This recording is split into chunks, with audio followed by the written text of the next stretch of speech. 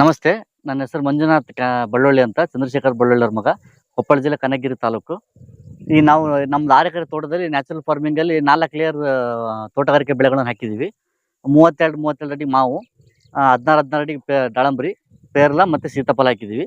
ಇದು ನಡಬರಕ್ಕೆ ನಾವು ಹೊರಗಡೆ ಗೊಬ್ಬರ ತಗೊಂಬಂದು ಹಾಕೋದಿಲ್ಲ ಅನ್ನೋ ಸಲುವಾಗಿ ಹಸಿರಲ್ಲೇ ಗೊಬ್ಬರ ಮಾಡ್ಕೋಬೇಕು ಅನ್ನೋ ಸಂಬಂಧ ಸೆಣಬು ಆಮೇಲೆ ಹುರುಳಿ ಇವೆರಡನ್ನು ಸಾಲಿನ ಅಂತರೊಳಗೆ 2 ಸಾಲಿನ ಅಂತರೊಳಗೆ ಹಚ್ಚಿದ್ವಿ.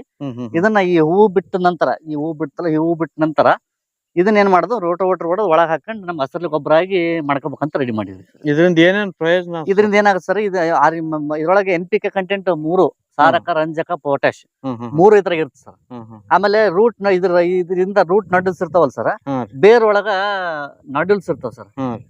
ಏನ್ ಮಾಡುತ್ತೆ ಸರ್, ಅದು ಯೂರಿಯಾ ಕೊಡುತ್ತೆ ಸರ್, ನೈಟ್ರೋಜನ್ ಫಿಕ್ಸೇಷನ್. ಸಾಯಿಲ್ ಒಳಗೆ, ಭೂಮಿ ಒಳಗೆ ನೈಟ್ರೋಜನ್ ಫಿಕ್ಸೇಷನ್ ಮಾಡುತ್ತೆ ಸರ್.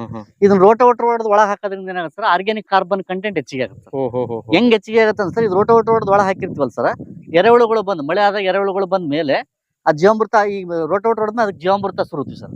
ಜೀವಾಮೃತ ಹಾಕಿದ ತಕ್ಷಣ ಎರೆಹುಳುಗಳು ಮೇಲೆ ಬಂದು ಅದನ್ನ ತಿಂದು ಆರ್ಗ್ಯಾನಿಕ್ ಕಾರ್ಬನ್ ಕಂಟೆಂಟ್ ಜಾಸ್ತಿ ಮಾಡುತ್ತೆ ಸರ್. ಈ ಆರ್ಗ್ಯಾನಿಕ್ ಕಾರ್ಬನ್ ಕಂಟೆಂಟ್ ಹೆಚ್ಚಿಗೆ ಆದಂಗೆಲ್ಲ ಸರ್, ನಮ್ದು ರೋಗಗಳು ಕಡಿಮೆ ಆಗ್ತದೆ ಸರ್. ಕಡಿಮೆ ಆಗಿ ಗಿಡಗಳು ಇಳುವರಿ ಜಾಸ್ತಿ ಆಗ್ತದೆ ಸರ್.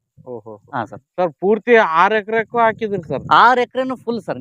ನೀವು ನೋಡ್ಬೋದು, 6 ಎಕರೆ ಫುಲ್ ಒಂಥರ ಈಗ ಹೆಂಗೈತೆ ಅಂದ್ರೆ ಸರ್, ನೀವು ನಿಂತು ನೋಡಕತ್ತೀರಿ ನೀವು, 6 ಎಕರೆನು ಫುಲ್ ಎಲ್ಲಾ ಕಡೆನು ಹಚ್ಚ ಹಸಿರು ಕಾಣಕತ್ತ ನೋಡಿ ಸರ್. 6 ಎಕರೆನು ಸರ್ ಫುಲ್ ಹಚ್ಚ ಹಸಿರು, ಎಲ್ಲಿ ನೋಡಿದ್ರು ಅದೇ ಮಳೆ.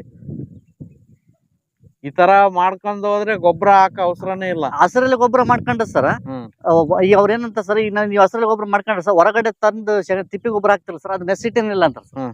ಇದೇ ಕನ್ವರ್ಟ್ ಆಗ್ಬಿಡ್ತದೆ. ವರ್ಷಕ್ಕೆ ಒಬ್ರು ರೈತರು ವರ್ಷಕ್ಕೊಂದ್ಸಲ ಈ ತರ ಮಾಡ್ಬೇಕಂತ. ಹಾ ಸರ್, ಮಳೆಗಾಲದಾಗ ಮಾಡಿಬಿಡ್ಬೇಕು ಸರ್. Super sir, super.